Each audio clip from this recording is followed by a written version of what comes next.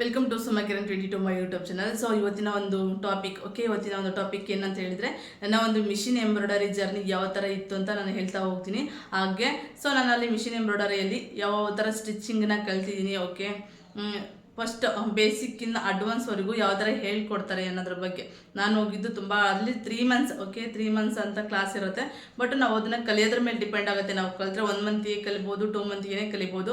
But ಈ ಥರ ಕಲ್ಸೋರು ಇರ್ತಾರೆ ಅಲ್ವಾ. ಸೊ 1 ಮಂತಿಗೆ ಯಾವುದೇ ಸ್ಟಿಚಿಂಗ್ ಆಗಲಿ ಹೇಳ್ಕೊಡೋದಿಲ್ಲ. ನಾವು ಎಷ್ಟೇ ಫಾಸ್ಟಾಗಿ ಕಲಿತೀವಿ ಅಂದರೂ ಕೂಡ ಅವರು 1 ಮಂತಿಗೆ ಕಂಪ್ಲೀಟ್ ಮಾಡಿಕೊಡಲ್ಲ. ಓಕೆನಾ. ಹಾಗಾಗಿ ನಾನು 2 ಮಂತ್ ಕ್ಲಾಸ್ ಅಟೆಂಡ್ ಆಗಿದ್ದೆ.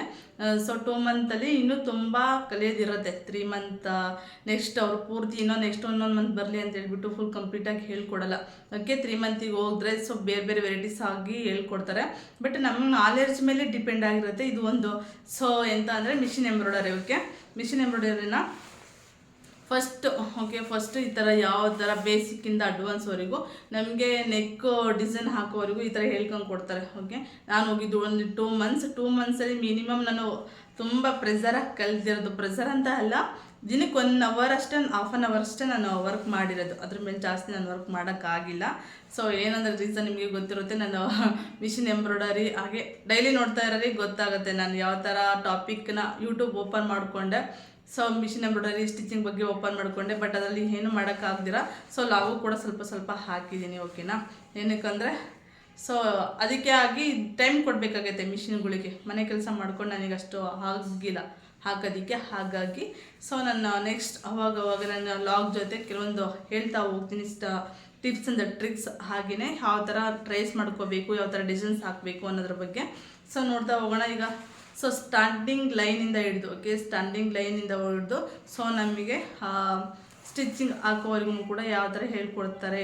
ಆಮೇಲೆ ನಾವು ಫಸ್ಟಿಗೆ ಸ್ಟಾರ್ಟಿಂಗಲ್ಲಿ ಯಾವ ಥರ ಮಿಸ್ಅಂಡರ್ಸ್ಟ್ಯಾಂಡ್ ಮಾಡ್ಕೊಂಡು ಹೊಲಿತೀವಿ. ಓಕೆ, ಈ ಥರ ಎಲ್ಲರಿಗೂ ಕೂಡ ಆಗಿರುತ್ತೆ. ಈ ಥರ ಪ್ಯಾಚಸ್ಸು ಸೊ ರಿಂಗಲ್ಲಿ ಹಾಕ್ಕೊಂಡಾಗ ನಾವು ವರ್ಕ್ ಮಾಡ್ಬೇಕಾದ್ರೆ ಈ ಥರ ಒಂದು ಪ್ಯಾಚ್ ಹಾಕ್ಬಿಟ್ಟು ಅದ್ರ ಮತ್ತೆ ಸಿಜರ್ ತೊಗೊಂಡು ಕಟ್ ಮಾಡಿರೋಂಥದ್ದು.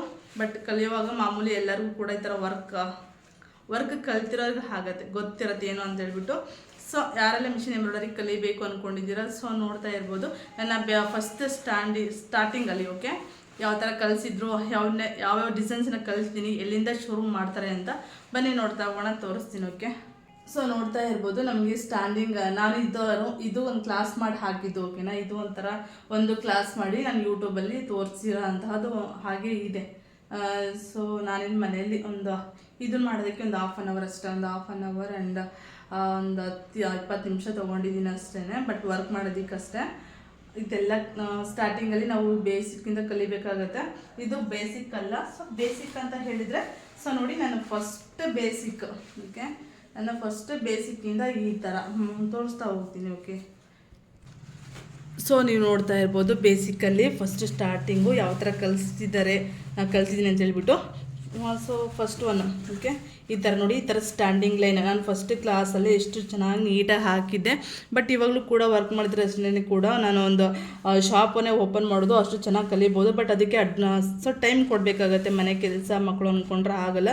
ಬಟ್ ಇದಕ್ಕೆ ಸಪ್ರೇಟ್ ಟೈಮ್ ಕೊಡಬೇಕಾಗತ್ತೆ. ಹಾಗಾಗಿ ನಾನು ಸ್ಟಾಪ್ ಮಾಡಿದ್ದೀನಿ ಅಷ್ಟೇ. ಮಿಷಿನ್ ಎಂಬ್ರಾಯ್ಡರಿ ಆಗಲಿ, ಬ್ಲೌಸ್ ಸ್ಟಿಚಿಂಗ್ ಆಗಲಿ.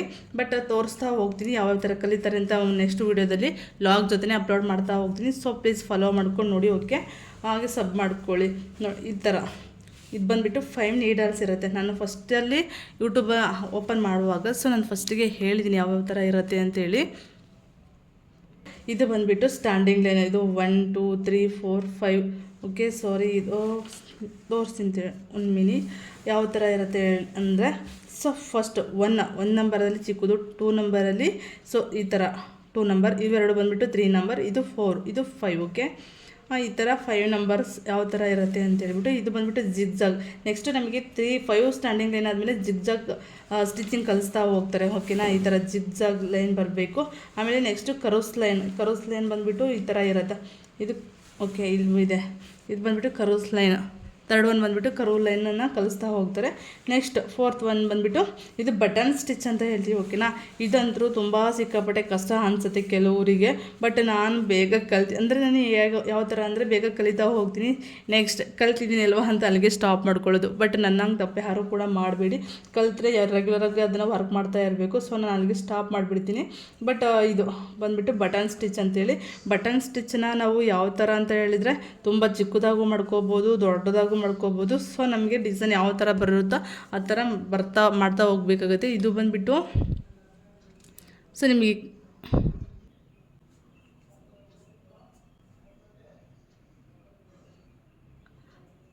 ನೋಡ್ತಾ ಇರ್ಬೋದು, ಇದು ಬಂದುಬಿಟ್ಟು ಬಟನ್ ಸ್ಟಿಚ್ಚು. ನೆಕ್ಸ್ಟ್ ಬಂದುಬಿಟ್ಟು ಈ ಥರ ಫ್ಲವರನ್ನು ಸೊ ನಮಗೆ ಟ್ರೇಸ್ ಮಾಡಿಕೊಂಡು ಮಾಡೋ ಅಂಥದ್ದು ಇದು ಫ್ಲವರ್ನ. ಸೊ ಈ ಥರ ಪ್ಯಾಚಸ್ ಏನಕ್ಕೆ ಬರುತ್ತೆ ಅಂತ ಹೇಳಿದರೆ ನೆಕ್ಸ್ಟ್ ನಾವು ರಿಂಗ್ ಹಾಕಿ ಹೊಲಿಬೇಕಾದ್ರೆ ಸೊ ಕೆಳಗಡೆ ಬಟ್ಟೆ ನಮಗೆ ಗೊತ್ತಿಲ್ದಾರ ನಾವು ಕಲಿಯುವಾಗ ಗೊತ್ತಿರಲ್ಲ ಯಾವ ಥರ ಸ್ಟಿಚ್ ಮಾಡಬೇಕು ಅಂತ, ಅವಾಗ ಈ ಥರ ಆಗಿರೋ ಅಂಥದ್ದು ಒಂದು ಪ್ರಾಬ್ಲಮ್. ಸಾಮಾನ್ಯವಾಗಿ ಎಲ್ಲರಿಗೂ ಹಾಗೇ ಆಗುತ್ತೆ ಆ ಥರ. ನೆಕ್ಸ್ಟ್ ನೋಡಿ ಈ ಥರ ಒಂದು ಫ್ಲವರನ್ನು ನಮಗೆ ಟ್ರೇಸ್ ಮಾಡಿಕೊಂಡು ಕಲಿಸ್ತಾ ಹೋಗ್ತಾರೆ. ಹಾಗೆಯೇ ನೆಕ್ಸ್ಟು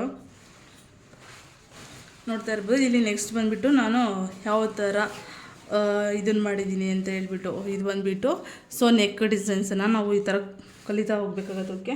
ಇದು ಬಂದುಬಿಟ್ಟು ನೆಕ್ ಡಿಸೈನ್ಸು, ಇವೆಲ್ಲ ಕೂಡ ಟ್ರೇಸ್ ಮಾಡಿ ಕಲಿಯೋಂತಹ ನೆಕ್ ಡಿಸೈನ್ಸು. ಯಾವುದು ಕೂಡ ನಾನು ಹಾಗೆ ಓನಾಗಿ ಅಂದರೆ ಟ್ರೇಸ್ ಮಾಡ್ದಿರ ಯಾವುದೂ ಮಾಡಿಲ್ಲ, ಇಲ್ಲ ಟ್ರೇಸ್ ಮಾಡಿಕೊಂಡೆ ಫಸ್ಟಿಗೆ ನಾನು ಕಲ್ತಿದ್ದುಂಟು.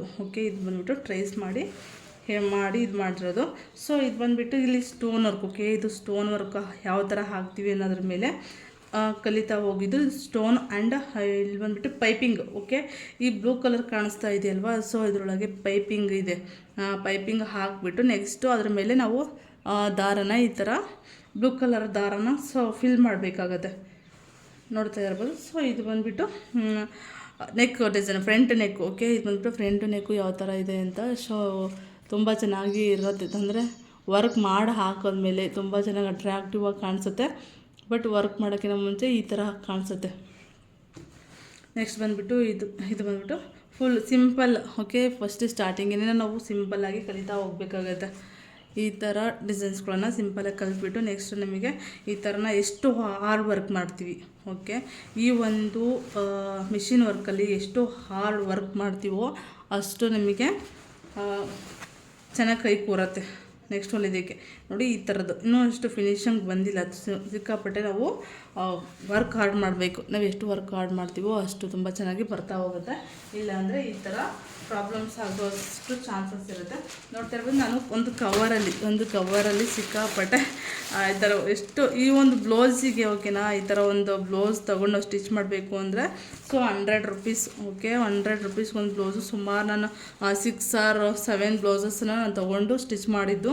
ಬಟ್ ಅದಕ್ಕೆ ಕಲಿಯೋದಕ್ಕಿಂತ ಈ ಥರ ಮೆಟೀರಿಯಲ್ಸ್ ತೊಗೊಳ್ತೀವಲ್ಲ ತುಂಬ ಹೆವಿ ಕಾಸ್ಟ್ ಅನಿಸುತ್ತೆ. ಒಂದು ಕವರಲ್ಲಿ ನಾನು ಈ ಥರ ಮೆಮೊರೀಸಿಗೆ ಅಂತ ಹೇಳಿ ಎಲ್ಲ ಇಟ್ಕೊಂಡಿದ್ದೀನಿ. ಸೊ ಯಾವುದೂ ಕೂಡ ವೇಸ್ಟ್ ಮಾಡಿಲ್ಲ, ಒಂದಲ್ಲ ಒಂದು ಟೈಮ್ ನಮಗೆ ಯೂಸ್ ಆಗುತ್ತೆ ಮೆಮೊರೀಸಿಗೆ ಅಂತೇಳಿ. ಇವು ಬಂದುಬಿಟ್ಟು ಬುಟ್ಟಸ್ಗಳು ಸ್ಲೀವ್ಗೆ ಹಾಕೋ ಅಂಥದ್ದು. ಬಟ್ ವರ್ಕ್ ಮಾಡುವಾಗ ನಾನು ಈ ಥರ ಕಲ್ತಿದ್ದು. ಇನ್ನೂ ತುಂಬ ಇದೆ, ತೋರಿಸ್ತಾ ಹೋಗ್ತೀನಿ. ಇದು ಬಂದುಬಿಟ್ಟು ಫುಲ್ ಆ ಮೇಡಮ್ನ ಏನಂತ ಹೇಳಿದ್ರೆ ನನಗೆ ಓನ್ಲಿ ಈ ಥರ ಮಾಡಬೇಕು ಅಂತ ಅಷ್ಟೇ ಹೇಳ್ಕೊಡ್ತಾ ಇದ್ದು. ನಾನು ಮನೆಗೆ ಬಂದುಬಿಟ್ಟು ಸೊ ಒಂದು 1/2 hour ಮಕ್ಕಳೆಲ್ಲ ಮನಸ್ಬಿಟ್ಟು ನೈಟ್ ವರ್ಕ್ ಮಾಡ್ತಾಯಿದ್ದೆ.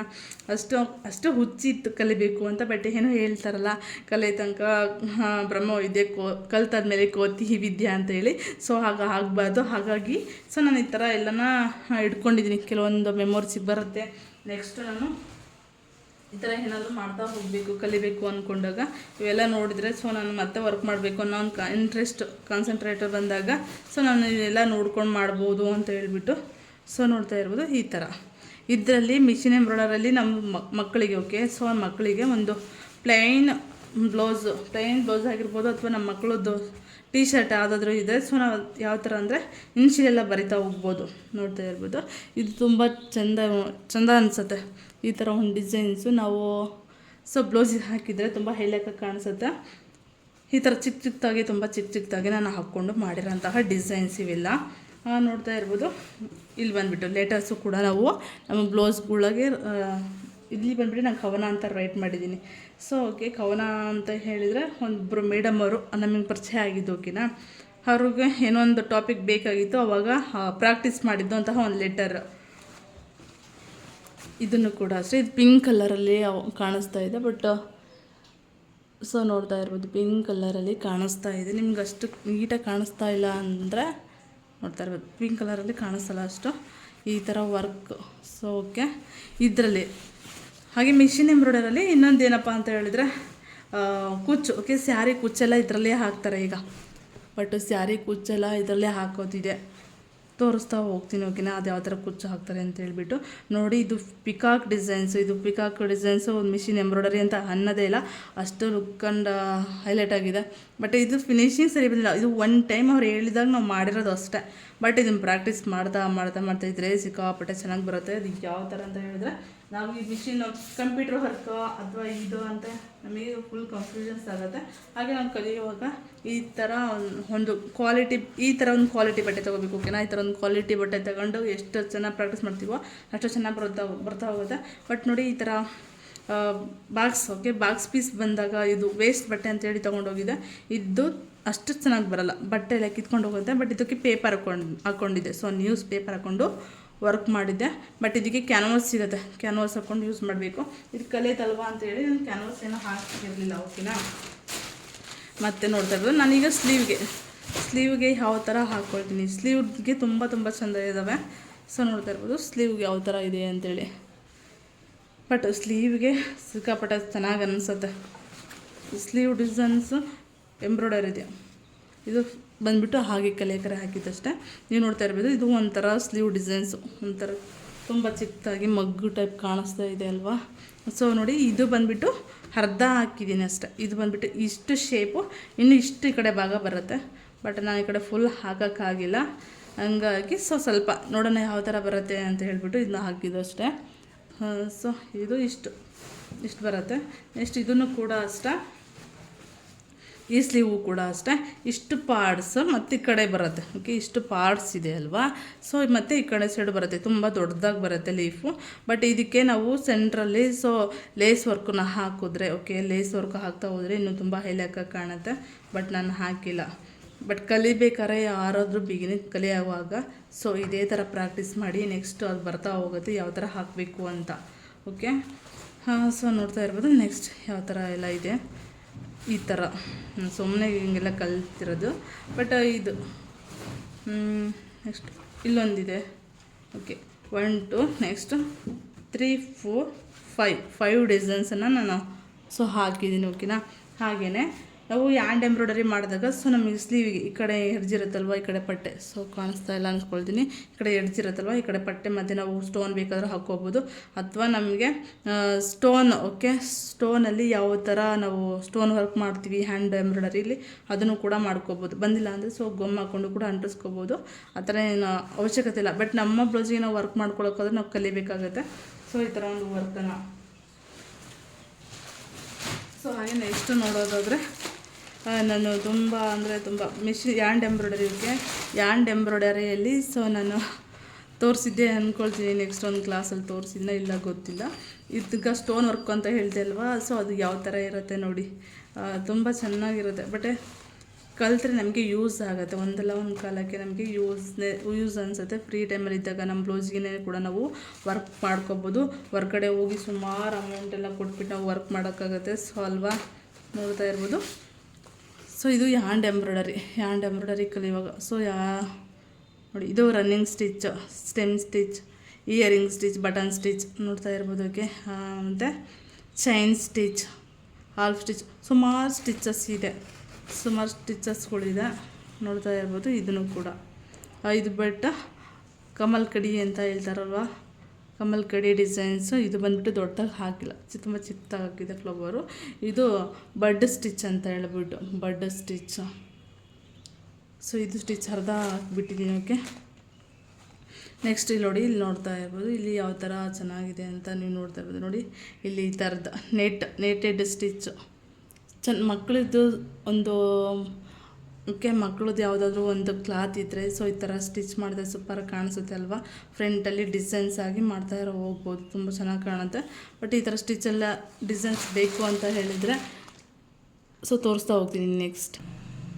ಸೊ ಇದು ಬಂದುಬಿಟ್ಟು ನಾನು ಹ್ಯಾಂಡ್ ಎಂಬ್ರಾಯ್ಡರಿ ಕಲಿಯುವಾಗ, ಓಕೆ, ಹ್ಯಾಂಡ್ ಎಂಬ್ರಾಯ್ಡರಿನ ಸೊ ಹಾಗೆ ಕಲಿಯುವಾಗ ಸೊ ನೋಡ್ತಾ ಇರ್ಬೋದು. ಇದು ಇದು ಬಂದುಬಿಟ್ಟು ಯಾವ ಥರ ಇದೆ ಅಂತೇಳಿ, ಇದು ಹಿಂಗೆ ಮಾಡಿದ್ರೆ ಹೀಗೆ ಹೋಗುತ್ತೆ, ಹಿಂಗೆ ಮಾಡಿದ್ರೆ ಹಿಂಗೆ ಬರುತ್ತೆ. ಸೊ ನೋಡ್ತಾ ಇರ್ಬೋದು ಎಷ್ಟು ತುಂಬ ಈಸಿ, ಇದು ನೋಡೋದಕ್ಕೆ ತುಂಬ ಎಷ್ಟು ಕಷ್ಟ ಅಂದ್ಕೊಳ್ತೀವಿ, ಬಟ್ ಇದು ಸ್ವಲ್ಪ ತುಂಬ ಹೆವಿ ಕಷ್ಟ ಅನಿಸುತ್ತೆ. ಕಷ್ಟ ಅಂತ ಎಲ್ಲ ಕಲಿತ್ರೆ ಎಲ್ಲನೂ ಈಸಿನೇ, ಬಟ್ ಇದು ಹಾಕೋದು ಸ್ವಲ್ಪ ಥ್ರೆಡ್ ಓಕೆ ಹಿಡ್ಕೊಂಡು ಮಾಡೋದನ್ನು ಪ್ರಾಕ್ಟೀಸ್ ಮಾಡ್ತಾ ಹೋದರೆ ಎಲ್ಲನೂ ಈಸಿ. ಬಟ್ ಇದು ಮಣಿದು ಕಲರ್ಸ್ ಎಲ್ಲ ಹೋಗಿದೆ. ಬಟ್ ಏನಕ್ಕೆ ಈ ಥರ ಕಲರ್ಸ್ ಹೋಗಿದೆ ಅಂತ ಹೇಳಿದರೆ, ಸೊ ನಾನು ಕಲಿಯುವಾಗ ಸ್ವಲ್ಪ ಕಲಿಯೋದಕ್ಕೆ ಅಂತ ಹೇಳಿ ತೊಗೊಂಡಿದ್ದು ಅಷ್ಟೇ. ಬಟ್ ಈ ಮಧ್ಯೆ ಇದೆಯೋ ನೋಡಿ, ಈ ಮಧ್ಯೆ ಇರೋದೊಂದು ಸ್ಟೋನು ಇದು ಕಲರ್ಸ್ ಹೋಗೋಲ್ಲ, ಕಲರ್ಸ್ ಈ ಬಿಡಿಸ್ಬಿಟ್ಟು ಕಲರ್ಸ್ ಹೋಗೋಲ್ಲ, ತುಂಬ ಚೆನ್ನಾಗಿದೆ ಓಕೆ. ಸೊ ನೋಡಿ ಇದು ಬಂದುಬಿಟ್ಟು ಈ ಥರ ಪಿಕಾಕನ್ನು ನಾನು ಸ್ಟೋನಲ್ಲಿ ಮಾಡಿರೋದು, ಇದು ಅರ್ಧಕ್ಕೆ ನಿಲ್ಲಿಸಿದ್ದೀನೋಕಿನ ಈ ಥರ ಸುಮ್ಮನೆ ನಮ್ಮ ಒಂದು ಬ್ಲೌಸ್ಗೆ ನಾವು ಸುಮಾರು ಹೊರಗಡೆ ಹೋದರೆ ಈ ಥರ ಒಂದು ಸ್ಟ್ಯಾಂಡಿಂಗ್ ಲೈನ್ ಹಾಕ್ಕೊಡ್ಬೇಕು ಅಂದ್ರೆ ಸುಮಾರು 1000 ರೂಪಾಯಿ ಕೇಳ್ತಾರೆ. ನಮ್ಮ ಕಲಿತ್ರೆ ನಮ್ಮ ಬ್ಲೌಸಿಗೆ ನಾವು ವರ್ಕ್ ಮಾಡ್ಕೋಬೋದು. ಹಾಗಾಗಿ ನೆಕ್ಸ್ಟ್ ವಿಡಿಯೋದಲ್ಲಿ ಸೊ ನಾನು ಎಲ್ಲ ಒಂದು ಟಿಪ್ಸ್ ಆ್ಯಂಡ್ ಟ್ರಿಕ್ಸ್ ಕೂಡ ಹೇಳ್ತಾ ಹೋಗ್ತೀನಿ. ಇದೇ ಥರ ಯಾವ ಎಂಬ್ರಾಯ್ಡರಿ ಆಗಿ ಮಿಷಿನ್ ಎಂಬ್ರಾಯ್ಡರಿಗೆ ಸೊ ಹೇಳ್ತಾ ಹೋಗ್ತೀನಿ. ಸೊ ನೋಡಿದ್ರಲ್ವ ನನ್ನ ಒಂದು ಮಿಷಿನ್ ಎಂಬ್ರಾಯ್ಡರಿ ಜರ್ನಿ ಯಾವ ಥರ ಇತ್ತು ಅಂತೇಳಿ. ಬಟ್ ಇದರಲ್ಲಿ ಇನ್ನೊಂದು ಕ್ಲಾತ್ ನನಗೆ ಸಿಕ್ಕಿಲ್ಲ, ಮೊನ್ನೆ ತೋರಿಸ್ಬೇಕು ಅಂತ ಇಟ್ಕೊಂಡಿದ್ದೆ, ಬಟ್ ವಿಡಿಯೋ ಮಾಡೋಕ್ಕೆ ಆಗಿಲ್ಲ. ಸೊ ಅದನ್ನೆಲ್ಲೋ ಇಟ್ಟಿದ್ದೀನಿ. ಸೊ ಇನ್ನೊಮ್ಮೆ ತೋರಿಸ್ತೀನಿ ಆಯಿತಾ, ನಾನು ಮಿಷಿನ್ ಎಂಬ್ರಾಯ್ಡರಿಯಲ್ಲಿ ಕುಚ್ಚನ್ನ ಯಾವ ಥರ ಹಾಕ್ತೀವಿ ಅಂತ ಹೇಳಿ. ಸೊ ಇದೇ ಥರ ನೋಡ್ತಾ ಇರಿ. ಹಾಗೆ ಫಸ್ಟ್ ಟೈಮ್ ನೋಡ್ತಿದ್ರೆ ಪ್ಲೀಸ್ ಸಬ್ ಮಾಡ್ಕೊಳ್ಳಿ. ನೆಕ್ಸ್ಟ್ ವಿಡಿಯೋಗಾಗಿ ಸೊ ನಿಮ್ಮ ಒಂದು ಕಮೆಂಟ್ ಸೆಕ್ಷನಲ್ಲಿ ಕಮೆಂಟ್ ಹಾಕಿ ಓಕೆನಾ, ನನಗೆ ಎಷ್ಟು ಕಮೆಂಟ್ಸ್ ಆ್ಯಂಡ್ ಲೈಕ್ ಬರುತ್ತಾ, ಸೊ ಅದ್ರ ಮೇಲೆ ನನಗೆ ಇಂಟ್ರೆಸ್ಟ್ ಬರುತ್ತೆ. ಸೊ ನನಗೆ ಅಪ್ಲೋಡ್ ಮಾಡೋದಕ್ಕೆ ಓಕೆ. ನೋಡೋಣ ನೆಕ್ಸ್ಟ್ ನಾನು ಯಾವ ವೀಡಿಯೋಸ್ ಎಲ್ಲ ಹಾಕ್ತಾ ಇರ್ತೀನಿ, ಅದ್ರ ಜೊತೆ ಒಂದೊಂದು ಟಿಪ್ಸ್ ಆ್ಯಂಡ್ ಟ್ರಿಕ್ಸ್ ಇದೇ ರೀತಿ ಹೇಳ್ಕೊಡ್ತಾ ಹೋಗ್ತೀನಿ. Thank you.